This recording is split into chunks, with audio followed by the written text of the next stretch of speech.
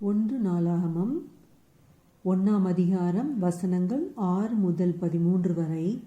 அங்கே சாலமோன் ஆசரிப்பு கூடாரத்திற்கு முன்பாக கர்த்தரின் சந்நிதியில் இருக்கிற வெண்கல பலிபீடத்தின் மேல் 1000 சர்வாங்க தகன பலிகளை செலுத்தி பலியிட்டான்.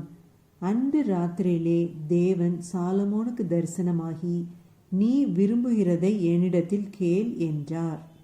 சாலமோன் தேவனை நோக்கி, தேவரீர் என் தகப்பனாகிய தாவீதுக்கு பெரிய கிருபை செய்து என்னை அவன் ஸ்தானத்திலே ராஜாவாக்கினீர். இப்போதும் தேவனாகிய கர்த்தாவே, நீர் என் தகப்பனாகிய தாவீதுக்கு அருளின உமது வாக்குத்தத்தம் உறுதிப்படுவதாக. தேவரீர் பூமியின் தூள் அத்தனை ஏராளமான ஜனத்தின் மேல் என்னை ராஜாவாக்கினீர். இப்போதும் நான் இந்த ஜனத்திற்கு முன்பாக போக்கும் வரத்துமாய் இருக்கத்தக்க ஞானத்தையும் அறிவையும் எனக்கு தந்தருளும்.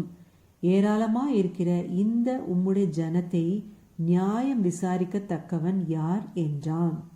அப்பொழுது தேவன் சாலமோனை நோக்கி, இந்த விருப்பம் உன் இருதயத்தில் இருந்தபடியாலும் நீ ஐஸ்வர்யத்தையும் சம்பத்தையும் கனத்தையும் உன் பகைஞரின் பிராணனையும் நீடித்த ஆயுசையும் கேளாமல் நான் உன்னை அரசால பண்ணின என் ஜனத்தை நியாயம் விசாரிக்கத்தக்க ஞானத்தையும் விவேகத்தையும் நீ கேட்டபடியினாலும், ஞானமும் விவேகமும் தந்திருக்கிறதும் அல்லாமல் உனக்கு முன் இருந்த ராஜாக்களுக்காகிலும் உனக்கு பின் இருக்கும் ராஜாக்களுக்காகிலும் இல்லாத ஐஸ்வர்யத்தையும் சம்பத்தையும் கனத்தையும் உனக்கு தருவேன் என்றார்.